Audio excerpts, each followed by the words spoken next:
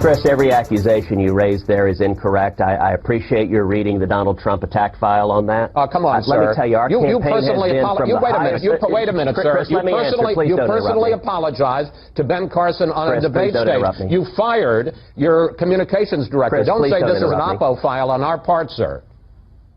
The apple fall doesn't fall far from the tree. Ted Cruz and Fox News Sunday host Chris Wallace in a heated exchange after Wallace asked Cruz about his campaign that some have criticized as being full of dirty tricks. But the TV network is now looking like it's being less than fair and balanced among all of the presidential candidates, at least according to a new study. The perception from this study of the Fox News channel among conservatives is at a 3-year low. For more on this, let's bring in our panel. Skyping in from Washington, D.C., former advisor to Senate Minority Leader Harry Reid and host of The Agenda on Sirius XM Radio, Rabin-Havt. Also with us, in our Newsmax newsroom, managing editor of the Shark Tank political blog, Javier Manjarres. Gentlemen, thanks for being with us. Thanks for having me. Thank you. All right, let's get your reviews or your take on this report about Fox News, Javier.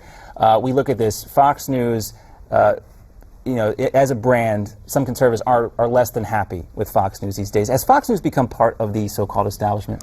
Well, I don't think they're part of the establishment. I think there's people within Fox News that would prefer other candidates. I think right now the candidate du jour for Fox News is someone like Marco Rubio. Not so much Ted Cruz, but I think that they also favored Jeb Bush before. But look, everything is establishment, I guess, if you want to call it that. But I'd say they would favor Rubio more. They would favor someone like Donald Trump. All right, what do you think? I mean, far be it from me to not take the opportunity to bash Fox News. It used to be by all means, go ahead. It used to be a hobby of mine. Look, I would say I watched that Chris Wallace interview, and I thought he asked a reasonable question there. Though I have heard a growing chorus of complaints over the past 5 years from conservatives I've spoken to, and every year, like CPAC is this week, every year I've been there, I've heard this growing chorus of complaints about Fox News not serving their needs and turning to other conservative outlets. So, I think this has been a growing trend for quite some time. Yeah, they have this issue with Donald Trump and Megyn Kelly. Javier mentioned the favoritism shown towards Marco Rubio, and there's a whole file of clips that we could put together to show you on this. But, the network also is now trying to deal with this, according to reports, how to handle Donald Trump. We'll see what comes of that. Has that worked well for anybody else? How do you yeah, Donald I don't Trump? think you want that assignment if you're working at Fox News, if you got to deal with that. Let's talk about Donald Trump a little bit more, guys. This issue the party is dealing with even 2 days after it came up, disavowing the Ku Klux Klan. Trump blames it on a lousy earpiece. Javier, how do you think that lousy earpiece excuse is going to go over? It's Donald Trump. It's all going to blow over. I don't think it's going to get much credence here. How many people actually know who David Duke is, who are paying attention? I mean, I'm sure quite a few people do, but it's not going to bother him. And as far as his excuse, it's just one of those Trumpisms, Trump excuse that he's going to get passed. I think if you're a voter in Alabama or Louisiana or Georgia, you know who David Duke is. You have to be enjoying this, Ari, as a Democrat, hearing the Republican Party argue over who may or may not support David Duke versus the issues that, like Hillary Clinton's email, for example. Nobody's not talking about that as much today, even though there's a little discussion on that. But I'm not, as an American, frankly. Look, I think it's actually bad for the country to have a candidate like Donald Trump leading in a Republican primary. When you're asked, can you condemn the KKK, the answer, that's a simple yes, or should be from any candidate. And as much as a Democrat... So in other words, you don't buy the earpiece excuse. You don't buy that. I mean, I watched the interview with Jake Tapper. He heard the words KKK. I mean, he can have any excuse he wants. When you hear those words, it's the only time I think I've agreed with both Ted Cruz and Marco Rubio. It's pretty easy to condemn the KKK.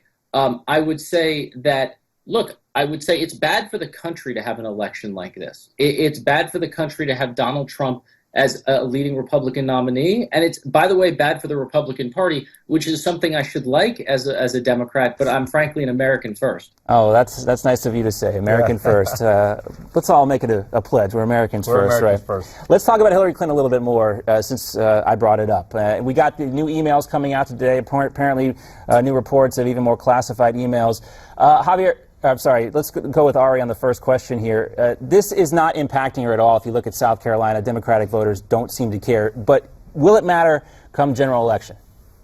No, it won't. Look, and And it won't, like, even taking off my Democratic hat for a second, here's why it won't matter. Republicans have a real issue with the Clintons of the ability to exaggerate anything minor and trying to turn it into a huge firestorm when it's not.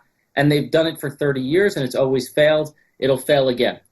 Javier, will it fail again? Will voters care once the nominees are selected? And if Hillary Clinton's one of those nominees? I think so. I think they're going to be paying more attention. I think Hillary Clinton is going to get crucified, actually skewered by whoever the nominee is. If it's Donald Trump, he's going to go after. If it's someone like Ted Cruz, he will prosecute the case in front of the American people, and he'll make the case why she is unelectable and why she has some kind of culpability in what happened in Benghazi, or covering up what happened in Benghazi. If Ted Cruz is the nominee. Ted Cruz is the nominee. I have faith in all three, Rubio, Cruz, and Trump, whoever the nominee is, to go after her. Ari, what do you think? We got about 30 seconds left. Your prediction for tomorrow is Donald Trump. Has he sewn up the nomination at the end of Super Tuesday? I told JD last week I'm done trying to predict Republican primaries. You guys have stumped me this cycle.